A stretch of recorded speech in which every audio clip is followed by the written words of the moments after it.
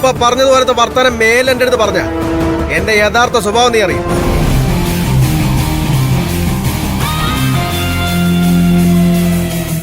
ഈ വീട് ഇപ്പൊ ആരുടെ പേരിലാണെന്ന് നിനക്ക് വ്യക്തമായിട്ട് അറിയാം. എനിക്ക് മാത്രം അവകാശപ്പെട്ട വീടായത്. ഇവിടെ എന്ത് നടക്കണമെന്ന് തീരുമാനിക്കുന്നത് നീയല്ല, ഞാനാ. പറയുന്നത് മനസ്സിലാവുന്നുണ്ടോ?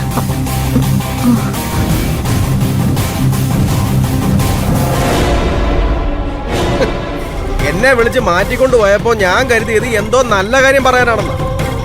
ഇത് നിന്റെ പെറ്റമ്മയല്ലേ? വാടക വീടെടുത്ത് താമസിപ്പിക്കാൻ പറയാൻ നിനക്ക് എങ്ങനെ മനസ്സൊന്ന് ശിവാനി? ഇതാരാ?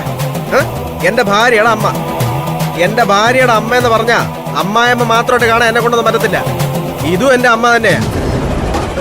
ആ അമ്മയെ ഞാനൊരു വാടക വീട്ടിൽ കൊണ്ടുപോയി തള്ളണം അല്ലേ?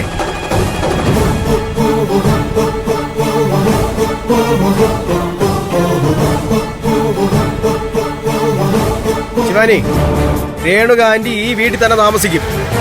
എന്നെങ്കിലും രേണുക ആന്റിക്ക് ഇവിടെ മടുത്ത് പോണോന്ന് തോന്നുന്നത് വരെ.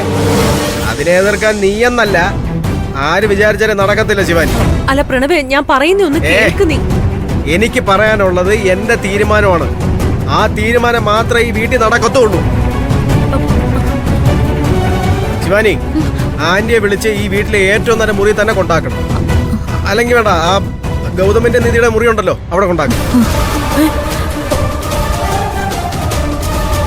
പറഞ്ഞത് കേട്ടില്ലേ? ആന്റിയെ വിളിച്ച് മുറിയെ കൊണ്ടുപോവാൻ. മുറി കാണിച്ചു തരാം. മോളാണെന്ന് പറഞ്ഞിട്ട് എന്തുവാ കാര്യം? അകതിരിവോടൊരു തീരുമാനം എടുക്കാൻ പറ്റത്തില്ല. വലിയൊരു അപകടമാ ഈ വന്ന് കയറിയിരിക്കുന്നത്. സൂക്ഷിച്ചേ പറ്റൂ.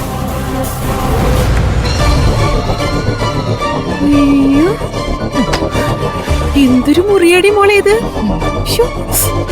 ഇതിനകത്താണ് ആ ദുഷ്ടനെ ദുഷ്ടത്തെ സുഖിച്ച് വാണോണ്ടിരുന്നേ. സ്വന്തമായിട്ട് ഒരു നേരത്തെ അന്നത്തിന് പോലും വകയില്ലാതെ നമ്മുടെ വീട്ടിൽ കിടന്ന അവൾക്ക് ഇവിടെ രാജകീയ സുഖമല്ലായിരുന്നോ? അതുകൊണ്ടാ എല്ലാം വിട്ടുപോകാനൊരു മടി. AC ഒക്കെ ഉണ്ടല്ലോ, തണുപ്പ് കൊണ്ട് അവള് സുഖിക്കുകയായിരുന്നു. ഇനി ഈ മുറി എന്റെ അമ്മയ്ക്ക് സ്വന്തം. സത്യം പറഞ്ഞ സ്വപ്നം കാണുകയാണോന്ന് തോന്നി പോവാ എനിക്ക്. ദേ മോളെ, ഒരു കാര്യം ഞാൻ പറഞ്ഞേക്കാം. വേറെ ഒന്നും ചെയ്തില്ലെങ്കിലും ദേ ഈ ഭിത്തിയിലിരിക്കുന്ന അവന്റെ അവളുടെ ഈ ഫോട്ടോയിലുണ്ടല്ലോ, ആദ്യം ഏതെങ്കിലും കുപ്പത്തൊട്ടില് വലിച്ചെറിഞ്ഞ് കളഞ്ഞേക്കണം. അതൊക്കെ ഞാൻ ഏറ്റു. ഇന്ന് തന്നെ ഈ മുറി അമ്മയുടെ സ്വന്തമായിരിക്കും. എന്തായാലും നിന്റെ വസുന്ധര എന്റെ കൊള്ളാലൂടി മോളെ. വന്നു കേറിയ ഉടനെ എന്നെ എങ്ങനെ പുറത്താക്കണമെന്നാ അവരാലോചിച്ച്. വാടക വീടിന്റെ കാര്യം പറഞ്ഞപ്പോ ഞാൻ പെട്ടെന്നാ വിചാരിച്ച്. നീ കയറിയതങ്ങ് ഏറ്റുപിടിച്ചു. വാടക വീടെടുക്കുന്നത് നല്ല ഐഡിയ ആണ്. എങ്കിൽ പിന്നെ നിന്റെ അച്ഛന്റെ അടുത്തേക്ക് തിരിച്ചു പോന്ന് മനസ്സിൽ ഉറപ്പിച്ചതാ ഞാൻ. അതല്ലടി മോളെ, നീ പ്രണവിനെ വിളിച്ചിട്ട് പോയി എന്തോന്നാ പറഞ്ഞേ? പറയുന്നത് കൊണ്ട് അമ്മയ്ക്കൊന്നും തോന്നരുത്. ഭർത്താവിനെ മയക്കി കൂടെ നിർത്തുന്ന കാര്യത്തില് അമ്മേക്കാൾ മിടിക്ക് ഞാനാ.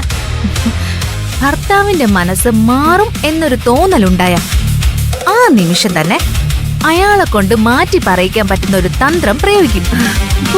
അതെനിക്ക് മനസ്സിലായി. അല്ലെങ്കിൽ വസുന്ധരയ്ക്ക് നാവടക്കാൻ പറ്റാത്ത രീതിയിൽ പ്രണവ് വന്ന് നിന്നോട് തന്നെ പറയോ അമ്മ മുറിയിലേക്ക് കൊണ്ടുപോവാൻ?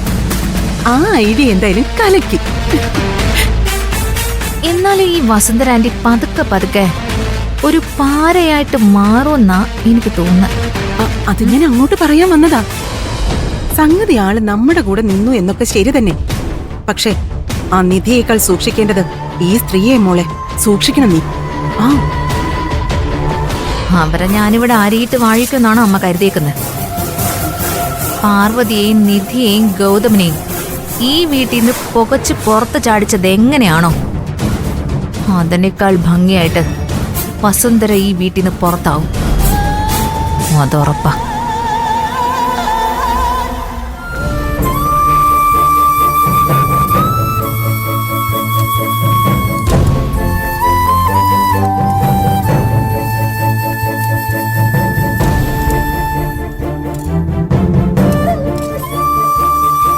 ഗൗതമോന് എന്തു പറ്റി? കഞ്ഞി കുടിക്കുന്നില്ലേ? കഞ്ഞിയായതുകൊണ്ടാണോ കഴിക്കാനൊരു മടി? ഗൗതമിന്റെ ഏറ്റവും ഇഷ്ടപ്പെട്ട ഭക്ഷണം കഞ്ഞിയും ചമ്മന്തിയോ. കൂടെ ഒരു ചുട്ട പപ്പടം കൂടി ഉണ്ടെങ്കിൽ അത് മതി ഗൗതമിന്. അല്ലേ അമ്മ?